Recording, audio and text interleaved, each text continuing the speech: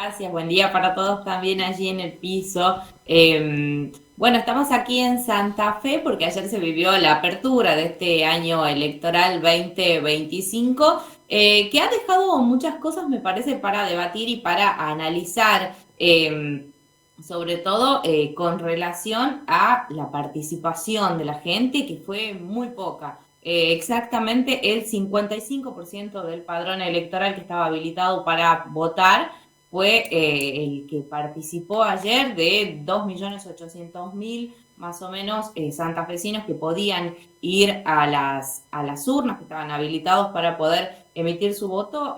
Solo la mitad, un poquito más de la mitad fueron, y me parece que es el tema fundamental que llama la atención o que hay que poner el acento, porque ayer en Santa Fe, por ejemplo, se vivió una jornada de domingo totalmente habitual. No parecía realmente un día electoral. La gente hizo su vida normal. Nosotros estuvimos aquí desde muy temprano, desde las 6 de la mañana aproximadamente. Si bien las urnas se abrían a las 8, recién el movimiento comenzó casi hacia el mediodía, luego de la misa de Ramos acá que se llevó adelante en la iglesia principal de la ciudad, y recién ahí comenzó a haber mucho más movimiento, pero como un domingo realmente de descanso, que me parece fue de lo que más me llamó la atención, el poco clima electoral que había sin lugar a duda, al menos aquí en la ciudad de Santa Fe, en la capital.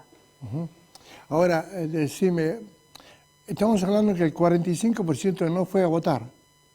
Exactamente, el 45%. Esos son los últimos datos, seguramente ahí ya están pasando en la pantalla los datos oficiales, de acuerdo a lo que indican desde el sitio oficial de elecciones aquí en Santa Fe. Exactamente, ya están escrutadas el 98% de las mesas, y de los 2.835 de los 2 millones, perdón, 835.704 ciudadanos que estaban en condiciones de votar, solo fue el 55,61 del padrón. Me parece que es un dato muy, muy relevante, porque si bien luego vemos los porcentajes de quienes han ganado esta elección, sobre todo para convencionales constituyentes, porque para los cargos locales eran paso, es decir, hay una segunda instancia en junio, pero para convencional constituyente era una elección única. Se definía ayer quiénes eran los que iban a formar estos 69 elegidos que van a modificar la constitución de la provincia de Santa Fe, pero realmente es muy poca la cantidad de gente que fue con relación a la que podía votar. Gana el oficialismo, es decir, la alianza entre los radicales, que es el actual gobernador Puyaro, el PRO y los socialistas. Los socialistas y los radicales se alternaron el poder. Esa es la alianza que gana en las elecciones de ayer. Luego están divididos los radicales, perdón, los peronistas y la Libertad Avanza. Y Así después es. Granata. Exactamente. En cuanto a las elecciones de convencional constituyente, justamente quien encabezaba, y además quien encabezaba la intención de voto era el gobernador Maximiliano Puyaro por Unidos para Cambiar Santa Fe. Finalmente fue la lista ganadora, que obtuvo un porcentaje de 34,61% de los votos, del total que decíamos que fueron a votar. En la segunda colocación se ubica Juan Monteverde, que es el candidato del peronismo por la alianza Más para Santa Fe, que obtuvo el 15,15% de los votos. Y en tercer lugar se encuentra Nicolás Mayoras de la Libertad Avanza, el diputado nacional, que obtuvo el 14,14% de los votos. Luego lo sigue Amalia Granata, que en un momento se pensaba que iba a dar el batacazo, pero con el correr de las horas se fue desinflando. Se estaba presentando con partido propio Amalia Granata.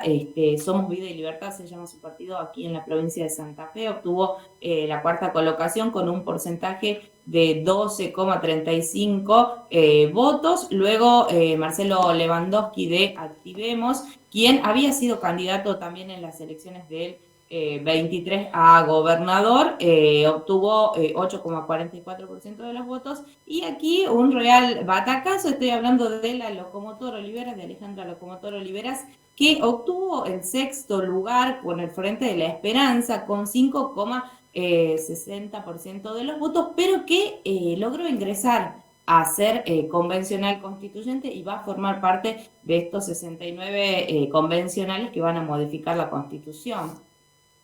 Ahora, por lo que veo, ni Granata, ni el caso de Locomotora, lo que te pregunto es como que esta idea, que incluso más esta idea la tiene, normalmente la tuvo el menemismo y ahora la Libertad Avanza, y el PRO también, de poner la figura de la farándula o figura destacada en alguna actividad que les ha ido bien.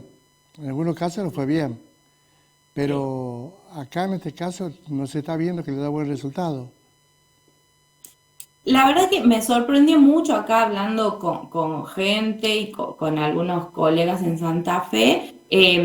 No eran solo los únicos casos. Por ejemplo, en general, entre candidatos para las elecciones locales, es decir, para concejales o en algunas comunas también, hay 6 periodistas que se han decidido, locales de Santa Fe y de Rosario, que se han decidido por incursionar en la política. El caso más llamativo, que me gustaría luego de que hablemos de temas generales, que lo desarrollemos en otra salida, es el de Juan Pedro Alear de Rosario, que finalmente allí ganó, quien se había hecho incluso conocido el año pasado por una denuncia de un caso de abuso intrafamiliar, y después de esto decidió finalmente alistarse en la Libertad Avanza y fue el principal candidato en Rosario y se llevó todos los votos. Incluso en números obtuvo más votos que el gobernador Puyaro en Rosario, por eso muchos hablan de un futuro candidato ya intendente para la ciudad de Rosario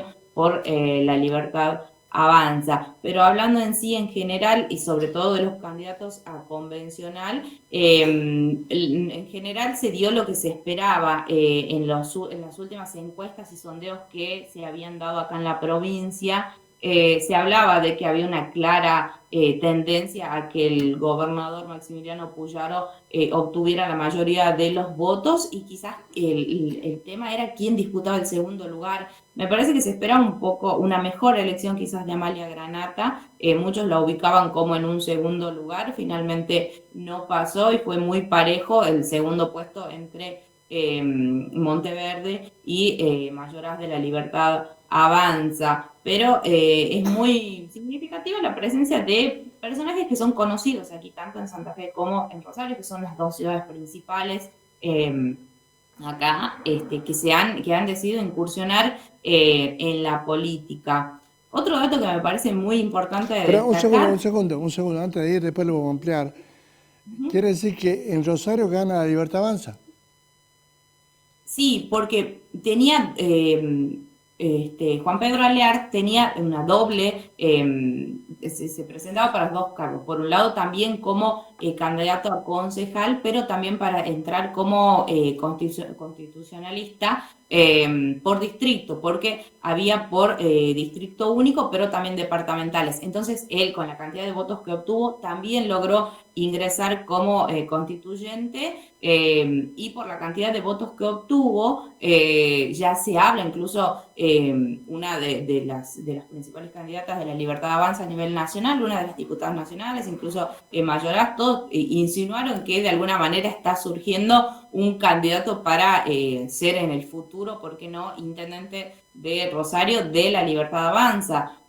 Alear decidió incursionar en la política hace poco más de 6 meses.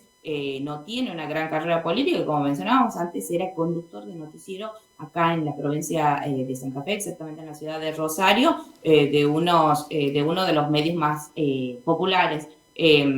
Con lo cual, ellos hablan de alguna manera que se está formando un candidato importante, que además es muy aceptado y querido por la gente.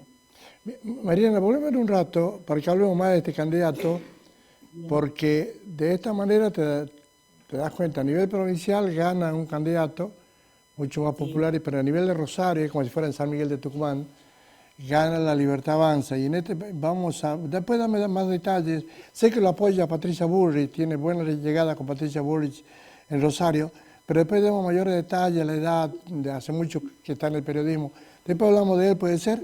En un rato. Sí, después hablamos de él, pero por último me gustaría destacar el porcentaje de Maximiliano Puyaro. Hemos visto que sin duda, bueno, se ha festejado como un gran triunfo y incluso por un lado Macri fue el primero que de alguna manera buscó la forma de asociar este triunfo de Puyaro en Santa Fe, enviando un tuit, incluso subió un video con una comunicación en videollamada que tuvo con el gobernador de Santa Fe, pero en cantidad de porcentaje, por ejemplo, obtuvo el 34,61% en estas elecciones.